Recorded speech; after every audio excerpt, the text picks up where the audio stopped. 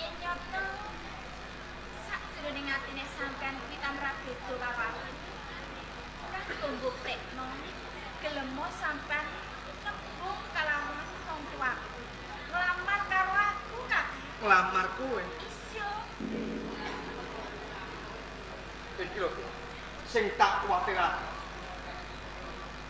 Bareng kowe ngandhakake aku kon nglamar nembung lawan wong tuaku. Kaya di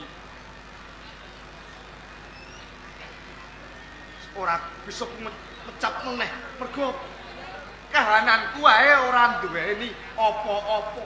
Aku anake wong ora duwe.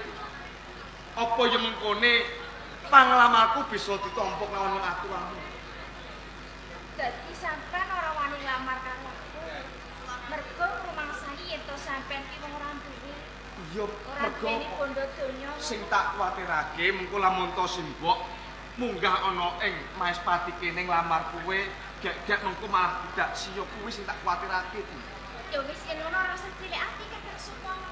Cilik ati. Iki ana tiwas kagungan. Ning Maespati rak lagi bae geger. Heeh. Sing dituwaki dening Brandal Gunung Kendeng. Bener. Ora ana liya Gagak Lodro.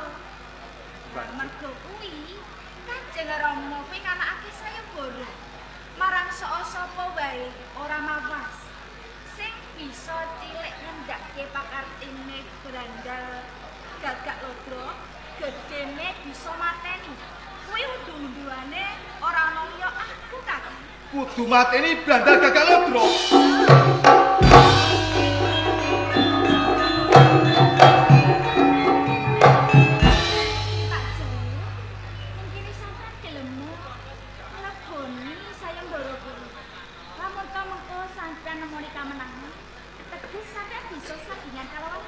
Iki ora bab menang lan orane.